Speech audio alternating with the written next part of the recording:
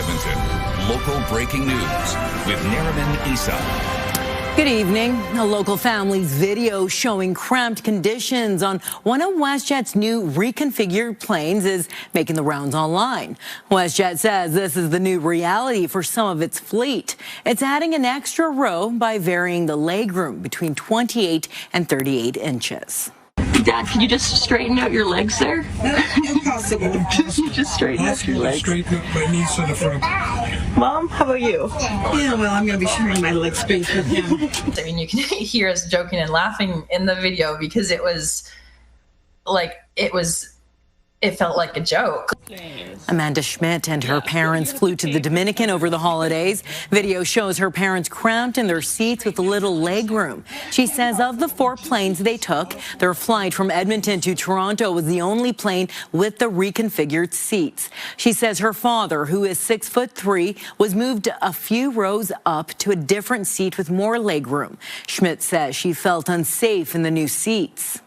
If it came down to an emergency evacuation or going into the brace position, and you physically can't do that, you physically can't get your head between your knees, and you physically can't hardly get out of your seat to get to an emergency exit, it's pretty hard to believe that safety is at the forefront of every decision they're making. WestJet says the smaller legroom is part of its cost-saving measures on some of its aircraft. It also says the seats comply with the Transport Canada's safety requirements. WestJet says a total of 21 aircraft have been reconfigured. Now, when booking online, you can check if you are on one of those planes by looking for the economy seats only indicator. With residential street clearing not yet started, drivers are contending with poor road conditions caused by snow and ice buildup. One auto body shop says it's seeing more customers with damage caused by road ruts.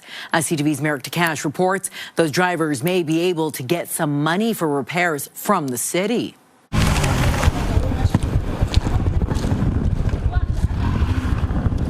For many drivers, the consensus on road conditions in Edmonton is clear. Bad, bad, bad. The city says it's working 24/7 to clear main and arterial roads before moving on to residential streets. I wish I could see some equipment on the road, but I don't know where they are. We had the snowfall over a week ago, right? So I don't know what the holdup is. Snow has been building up on residential roads for weeks, creating ruts and problems for drivers. People get stuck real easy in that stuff. I think that it's been an overwhelming year, and they got their work cut out for them. Mechanics around the city also have their work cut out for them. Trail Tire's downtown location has been busy since before Christmas. It doesn't seem to be getting any better at this moment, and I don't see a lot of the streets getting cleared.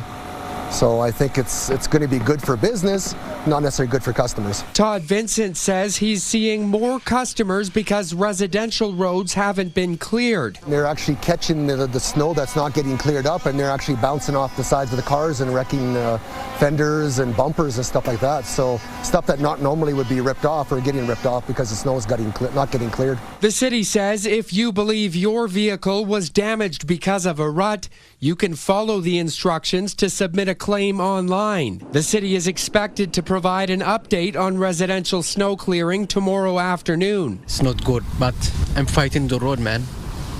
Like my vehicle went south, go to like that. For now, drivers will have to contend with the conditions. Merrick Takash, CTV News, Edmonton. Now, a midwinter warm-up is coming soon for Edmonton. While most will appreciate the above-zero temperatures, a quick thaw can pose issue for homeowners. CTV's Gates Warren has more on how you can prepare. Snow pile depth on streets and homes we haven't seen in decades is about to shrink. A warming trend should bring a quick melt and some sloppy conditions. That's where we typically start to see some of the ponding issues as well as melting. A few days of above average temperatures can become a problem for homeowners, especially with the amount of snow that's already dropped. The city maxed out at 54 centimeters of snow over the holidays. The average at the end of December, 10 centimeters. What we see very often is poor ventilation, and with the amount of snow that we had in the last few weeks, this year has been a pretty big challenge for a lot of homeowners where they had their ventilation plugged by the snow. Roofer Fernand Gibo is prepping this home with new ventilation. He estimates around 50 to 70 calls this time of year, mostly due to condensation. If the attic space is experiencing any sort of condensation and excessive moisture, all that moisture will end up on the drywall, which is your ceiling. He says mold is one of the biggest issues if things go unchecked, but there are signs you can keep an eye out for. Where you have your eaves troughs, make sure that those are exposed, that if you do have ice buildup that you're removing that. So again, water off your roof can get off the roof and onto the ground. Taking a peek once in a while at the ceiling, see if there's any sort of stains, moistures, elevated moistures, or any stains around the bathroom exhaust fan. And it's not just around your home where you can help prevent issues like flooding. Keeping catch basins clear of snow and debris out on your street will help crews out this winter. You're not only helping yourself, but you're helping the other residents in your community. Although we're still months away from spring, preparing now can save you time and money down the road. Gates Gore and CTV News, Edmonton. A local small business says its sales dropped 10% over the holidays. The owner says part of the problem is recent bridge closures for construction. CTV's Connor Hogg reports Edmonton's Chamber of Commerce says small businesses won't be able to shoulder the city's lack of planning for much longer. The Christmas sale at Heart of the Home on High Street has been extended into the new year, adding a little more time to the tail end of the all-important holiday shopping season. I think we've been pretty good. We've had our regular customers coming in, supporting us. The owner says that doesn't mean things couldn't be better. Sales are down about 10% from where they were last year. About 5,450 people walked through the doors from October to December, about 350 fewer than the same time last year. 10% being down is a lot, especially at Christmas when that's your break or make month. The Springers say it's hard to tell if sales are down because of the general state of the economy or the state of the area around the store. In September, the Wellington Bridge closed for construction, cutting off access to the area from the west and south sides. People getting rerouted through the neighborhood. It makes it that much harder for people who don't spend a lot of time down here. About 30% of their sales happen over the holiday season. So to hear when a business is not making as much as they need to make to really sustain the rest of the year is disappointing. Heather Thompson with the Edmonton Chamber of Commerce says data over the past shopping season has been inconsistent. Thompson says Heart of the Home's end-of-the-year sales slump isn't the only one the Chamber is aware of, which points to additional factors outside of tariffs and inflation. If it's not easy to get to, the consumer will go somewhere else or they'll just go online. So it is disappointing to see so many businesses that are being impacted by the different infrastructure upgrades. Thompson says the best thing the city can do now is provide more information to small business owners and make sure projects finish on time. Everybody's fingers are crossed that they maybe finish early and get it done and they have no complications so business can go on as usual. The city says construction crews have made significant progress on the new bridge and it's still on track to be completed by the fall. Connor Hogg, CTV News, Edmonton. Water is flowing again at a Southside Townhouse complex. More than 200 suites at the Southridge Townhomes had their taps turned off on New Year's Day. The complex owner says there was a water main break and the water was shut off for repairs. It brought in portable toilets and delivered daily jugs of water to help tenants. Now, tenants received a message this morning from the owner saying all water systems have been restored and are operating normally. Prime Minister Mark Carney is responding to what the capture of Venezuela's president could mean to Alberta's oil industry. CTV's Miriam Valdez-Carletti has more on how Ottawa is reacting. With America's grasp on Venezuela, Canada's customer south of the border could look elsewhere for its oil. While in Paris today, Prime Minister Mark Carney addressed what his government is doing to explore other markets for Alberta's oil. We've got competitive product and we'll be diversifying our markets, and that's one of the reasons why we signed the comprehensive MOU with Alberta. So we'll be working towards that. While Venezuela sits on the world's largest oil reserves, Carney sees another Canadian advantage. It's been our view, and we're working towards this, that Canadian oil will be competitive because it is low risk. Venezuela produces a very similar quality of crude oil as Alberta. ATB chief economist Mark Parsons says Venezuela's unstable leadership could put investment there at risk, and it will take time and money to outpace Canadian production. Billions of dollars of investment needs to take place, and it'll take several years to get any meaningful impact on oil production in that country. And in Canada, we take a very long time to decide anything. One security expert says Canada needs to speed up when it comes to taking economic action. He's concerned Trump has eyes on Canada. I worry very much that the 51st state, Trump has a strategy for making Canada a 51st state. And that strategy is going to be significant economic pressure. Lepreche believes the moves have to come before, when the review of the free trade agreement begins this summer. Miriam Valdez-Carletti, CTV News, Edmonton. Deloitte Canada says oil prices will likely hover around their current levels through most of the year. The latest energy forecast shows key U.S. oil benchmark West Texas Intermediate will average about $58 U.S. a barrel this year. That's around where it's trading now. It's about 20% lower than it was this time last year and about 12% below its 2025 average. Experts say the drop is due to global oversupply, with production outpacing consumption. The Alberta government has a new website focused on its proposed new pipeline to the BC coast. Now, the webpage shows the status of the most recent efforts. The Prime Minister signed a memorandum of understanding with Alberta to expedite a pipeline project. It needs support from the BC government and First Nations. The Alberta government hopes the website will help attract an investor. It will submit the proposal to Canada's Major Projects Office by July 1st.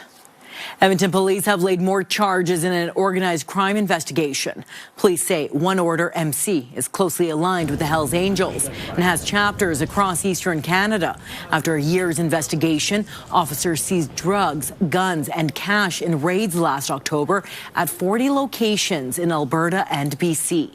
7 people were charged last November. An additional 6 people are now facing charges ranging from conspiracy to commit assault, conspiracy to commit extortion, and possession of stolen property.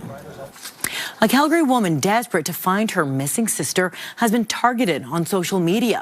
She was sent an AI-generated photo of the missing woman and demanded Bitcoin for her return. CTV's Jacqueline Wilson reports. Shelby Erickson won't give up hope. Her sister, missing since last spring, is alive. She always was such a loving person and caring person.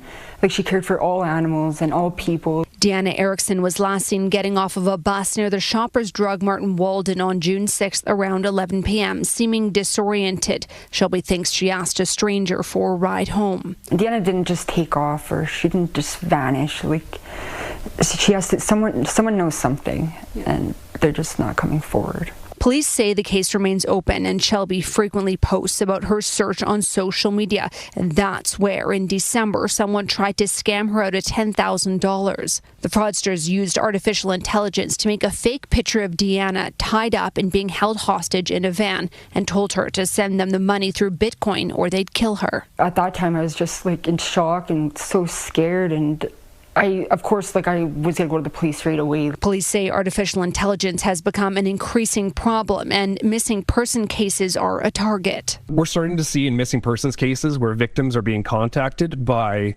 criminals who are trying to extort them out of funds. With the AI images increasing and getting so sophisticated and so good, it is so important to be very skeptical about any images you see online.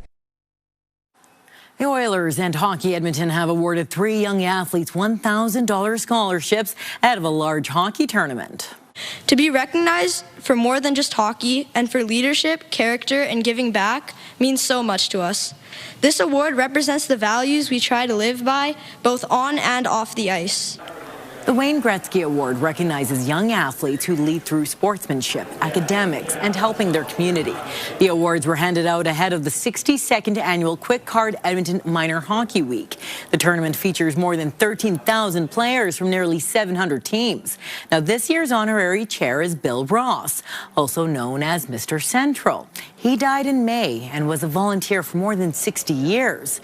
His daughter accepted the honor on his behalf. Many players may not remember his name, but they carry forward the lessons he helped create. I know my dad would be incredibly proud to be remembered in this way. Quick Card Edmonton Minor Hockey Week begins with a U9 pond hockey tournament this weekend at Cattail Crossing. More than 900 games will take place between this weekend and January 18th. Well, coming up next, part 1 of the Crimes Tapes series. This time we look at a murder investigation flawed from the start. Good evening, folks. 0 for a daytime high in Edmonton today. Jasper and Grand Prairie as well. We'll be 2 or 3 degrees cooler for daytime highs tomorrow, Thursday, and Friday. And then starting Saturday, a lengthy stretch of days with temperatures above 0. Closer look at that. Let you know if there's any snow on the way as well in just a few minutes. Programming brought to you by James H. Brown Injury Lawyers, the heavy hitters of injury law. A murder investigation involving 2 co-workers at a Sherwood Park paper plant in 1994 was flawed from the start. RCMP mistook the execution-style killings for industrial accidents. And then the court case fell apart. CTV's David Wasik with our latest story from the crime tapes.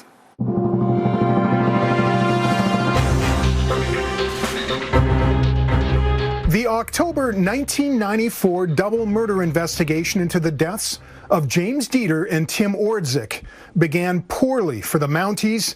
It ended even worse. Dieter and Ordzik were repairing a baler at a paper recycling plant called CPL on the edge of Sherwood Park, and when one of them didn't arrive home, his wife had a neighbor drive her to the work site. That's when the body of her husband, Tim Ordzik, was discovered, and nearby the body of his younger co-worker, James Dieter. Early speculation from the first people on scene was that it looked like the 2 men died by electrocution. From there, first responders started echoing that as the cause of death, and finally RCMP officers as well were repeating death by electrocution.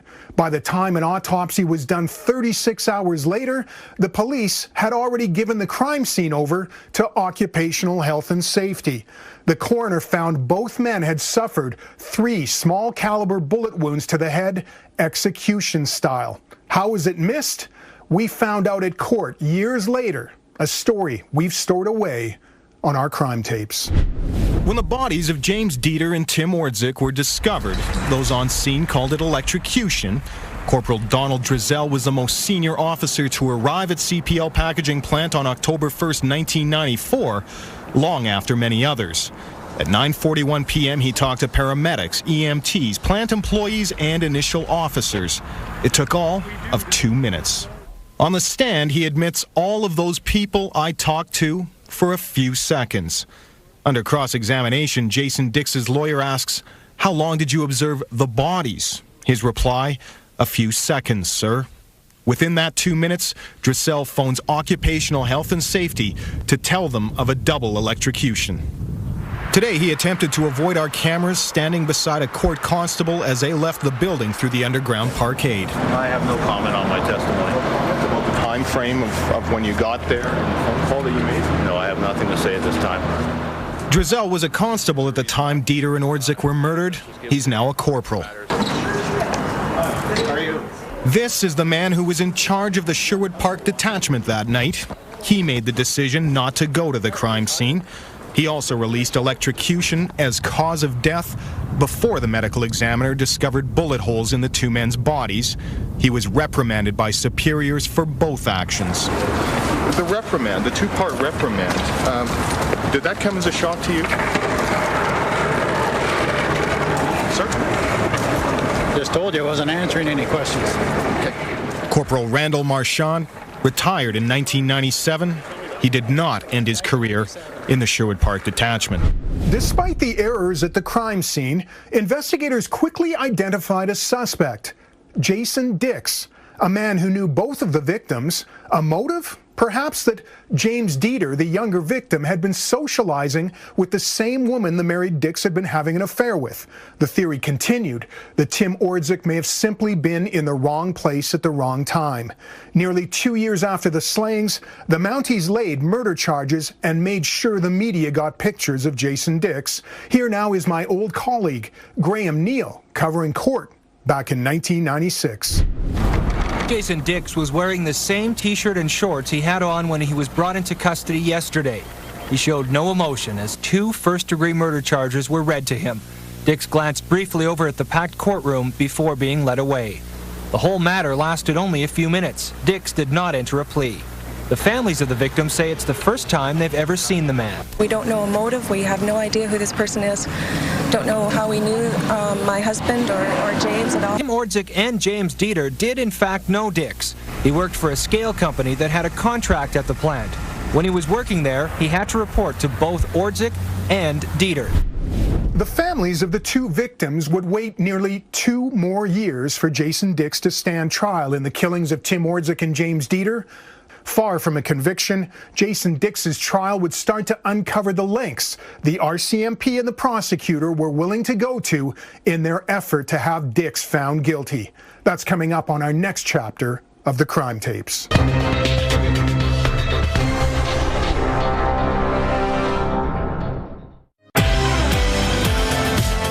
Coming up Wednesday in Your Morning Edmonton, January can be financially stressful, but can also be a chance to reset. Ways to change your money habits and take the emotion out of your spending. Your Morning Edmonton, weekdays.